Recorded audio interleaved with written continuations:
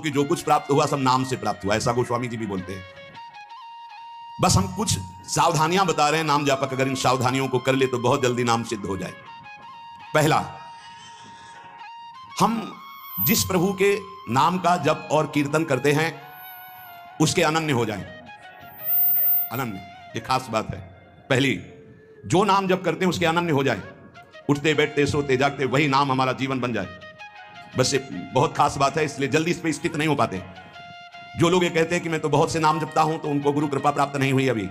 देख लेना, जिस दिन गुरु कृपा प्राप्त होगी तो आप समिट जाओगे। गुरु कृपा प्राप्त होने का ये प्रभाव होता है कि वो गुरु प्रदत्त नाम और मंत्र में अनन्य हो जाता है, हो ही जाता है, स्वाभाविक हो जाता है। पर जिसको नाम सिद्ध करना है उसको उस नाम के अनन्य होना होगा। जो नाम कीर्तन करते हो, जो नाम जप करते हो, उसके अनन्य हो जाओ। एक ही परमात्मा है, उसके नाम अनंत है, लेकिन अनंत नाम नहीं जपे जा सकते। नाम एक ही पकड़ो और जो पकड़ो उसके अनन्य हो जाओ। जिह्वा से वही तुम्हारे स्फुरित होने लगेगा। दूसरा, नाम की महिमा है, कितना भी बड़ा पाप किया जाए और नाम जापक का कुछ नहीं बिगाड़ सकता, भस्म कर देता है नाम पाप को। इस बात का भरोसा करके पाप करना, ध्यान दीजिए, नाम की महिमा ऐसी है, पक्का है, पर नाम की महिमा का भरोसा करके पाप करना नाम सिद्ध नहीं होगा। आपके हृदय की अशांति दूर नहीं होगी, चिंता दूर नहीं होगी, आपको अविश्वास हो जाएगा नाम जप में। प्रभु के नाम का सहारा लेकर के पाप नहीं करना। तीसरी बात, अपने आराध्य देव के नाम के बदले में कुछ भी लेने की तैयारी मत कर लेना, नहीं घाटा हो जाएगा। जैसे एकांतिक में प्रश्न किया था कि हम अपनी कामनाओं की पूर्ति नाम से करवाना चाहते हैं, तो क्या हमारा नाम का फल क्षय हो जाएगा? हाँ, हो जाएगा। रुपया है, आपने उसको खर्चा कर दिया, और अगर आपने खर्चा नहीं किया तो उसका ब्याज मिलेगा, और ब्याज खर्चा करोगे तो मूलधन जमा रहेगा। तो जो भगवत भजन करने वाले चतुर सुजान होते हैं वो मूल को कभी खर्चा नहीं करते। क्या मूल का खर्चा? जो हम भजन कर रहे हैं उससे के बदले में कुछ नहीं चाहेंगे, तो ब्याज क्या होगा? नाम आपकी व्यवस्था अपने आप बढ़कर करता रहेगा, जो आप मांगना चाहते थे उससे बढ़कर। आप देख लेना, पहले नाम को तो एकत्रित करो। जब नाम रूपी धन एकत्रित हो जाता है तब बिना चाहे आगे से आगे भारी व्यवस्था होती रहती है। सही पूछो तो केवल रोना आता है। इतना प्यार कौन कर सकता है प्रभु की सिवा? कैसे? आश्चर्य में, सर्वाश्चर्य में। कैसे तुम्हें वो वाणी की सामर्थ्य नहीं कि वो प्यार बताए? जो महापुरुष भगवान के समान है, सच्ची मानिए, व्यक्त अव्यक्त, वो आके दुलार करते हैं उस उपासक को जो केवल भरोसा ले लिया है प्रभु का, कोई कामना नहीं और नाम जप करता है। व्यक्त अव्यक्त महापुरुष आके दुलार करते तो एकांत में केवल रोना आता है कि प्रभु मुझ अधम पर इतना कैसे प्यार। ये सब ब्याज में हो रहा है, मूल तो आपका नाम धन जमा ही है। व्यक्त अव्यक्त महापुरुष दुलार करते हैं, बलिहार निहाल कर देते हैं प्रभु।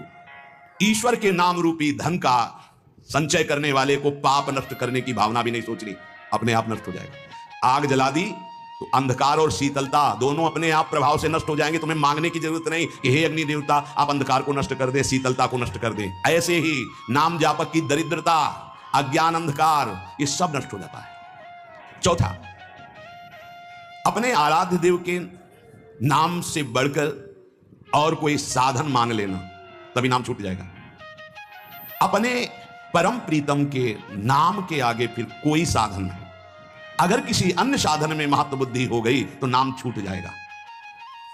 पांचवा, नाम जापक को दिखावा बिल्कुल नहीं करना चाहिए। नाम में एक रोग लग जाता है दंभ का, बनावटी पना। प्रभु का नाम प्रभु के प्रेम के लिए, केवल प्रभु को रिझाने के लिए है। इस बात का पता लगना बड़ा कठिन हो जाता है कि दंभ आ गया है। इस दंभ के दोष से बचने के लिए किसी महापुरुष के अनुशासन में रहने की आवश्यकता है। इस दंभ को हम विनोद भाषा में कह सकते हैं बगुला भक्ति, दिखावटीपना। बगुला एक टांग पे खड़ा है, ऐसा लग रहा है जल में समाधिस्थ हो रहा है, लेकिन उसकी दृष्टि मछली पे है, वो समाधिस्थ नहीं है। और जहां मछली आई खट्ट से कहा, फिर वैसे बैठ गया। जिसकी दृष्टि विषय भोग पर होती है, विषयों पर होती है, मान प्रतिष्ठा पे होती है, वो दंभ भक्ति में लग गया, अब वो नष्ट कर देगा। दंभ दोष से बचना बहुत आवश्यकता की बात है। जिसको अंदर से नाटक करने का स्वभाव बन गया है, मान बड़ाई प्राप्त करने के लिए, अपने को सिद्ध बताने के लिए, वो दंभी हो जाता है। दंभी किसी और को धोखा नहीं दे रहा है, वो अपने आप को धोखा दे रहा है। वो बहुत ही मूर्खतापूर्वक अपने धन को खो रहा है। सर्वदर्शी भगवान को भला धोखा कौन दे सकता है? हम कह सकते हैं कि वो धूर्त जो दंभ और पाखंड कर रहा है, वो अपनी वासनाओं की पूर्ति के लिए सिद्ध बनना चाहता है, वो बहुत बुरी तरह भ्रष्ट हो जाता है। देखो ये बातें महापुरुष जन गुरुजन बोल रहे हैं, बहुत सावधानी से हृदय में धारण करना है। जो दंभी होता है वो पाप करने से संकोच नहीं करता, उसका पाप चिर मित्र बन जाता है, चिरंजीवी मित्र। मतलब जब तक जिएगा पाप करेगा। बहुत ये चूक हो जाती है, दंभ नहीं होना चाहिए। गलती हो जाए हम हृदय से स्वीकार करते हैं, आगे बढ़ जाओगे। अब हम तो भजन करते हैं, भजन के बल से सारे पाप नष्ट कर देंगे, या किसी भी तरह का कोई नाटक प्रदर्शन करना, बहुत जोर का दंभ बढ़ जाता है। ऐसे नाटक होने लगते हैं, लगता है भगवान इनको औषधि की जरूरत है, पक्का दिमाग खिसक गया है, इनको औषधि की जरूरत है। ऐसा शास्त्र सम्मत सिद्ध नहीं होता। खूब भगवदानंद में ब्रह्मानंद में डूबे हुए सिद्धों के दर्शन किए हैं। दंभ अपने आप को भुलावे में डाल करके नष्ट कर देता है।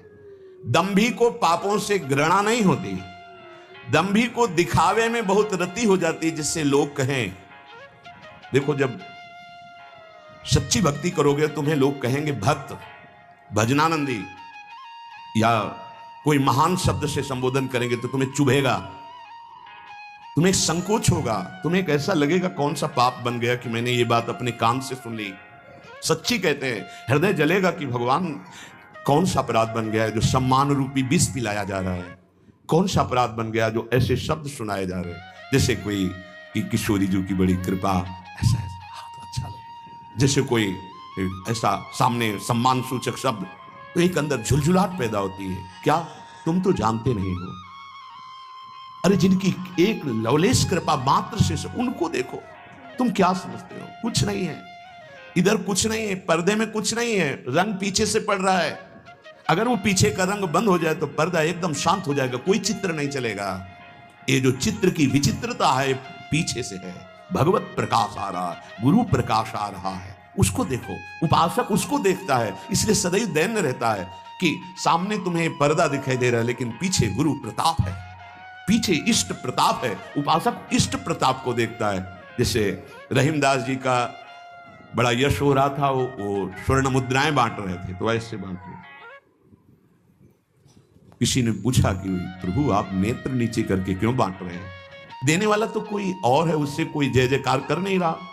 मेरे नेत्र इसलिए नीचे है कि देने वाले को देख नहीं पा रहे हो, लोग भरम मुंह पे करें कि रहीमदास जी बांट रहे, इसलिए मेरे शर्म के कारण नेत्र नीचे।